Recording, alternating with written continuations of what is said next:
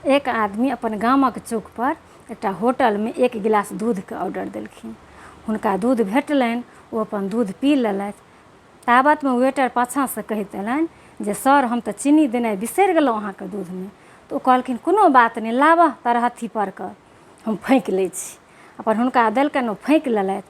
फँकलाके बाद होटल के सामने में सड़क रहे, रोड पर में जाकर अपन ओंघरा लगलथि, उनट पुनट करऽ लगलथि। ई देख कऽ होटल वाला सबके होश उड़ि गेलै जे आखिर दूध में की छलैया जे पीबैत देरी आदमी बेहोश भऽ गेलै। ओ सब आनन फानन में ई फैसला लेलथि जे भऽ सकैया दूध में गिरगिट तिरगिट खसि पड़ल हेतै, तऽ आब पुलिस एतै अपना सबके पकड़ि कऽ लऽ जेतौ। तऽ आब एकेटा उपाय छौ जे ई जे 1 कराह दूध छौ तकरा ई छाउर पर उझिल दहिन आ अपना सब ताला लगा कऽ फरार भऽ जो।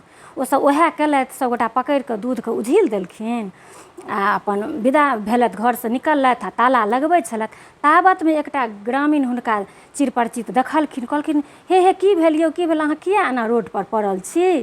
तऽ ओ कहलखिन जे ओकरा उठेलखिन, कहलखिन हमरा किछु नहीं भेल हन, हम दूध पीलहुँ होटल में से हमरा चीनी देलक बाद में, तो हम कनि चीनी मिलबै छलहुँ हन। आ उठि कऽ गेलखिन, ओ जे ताला लगबैत रहै होटल वाला ओकरा कहलखिन जे यौ अहाँ कतऽ जाइ छियै, अहाँके दूधक पाइ कते भेल। ओ सुनि कऽ ई तऽ अपन उठि कऽ ठाढ़ भऽ गेलथि आ ओ चारू ओतै बेहोश।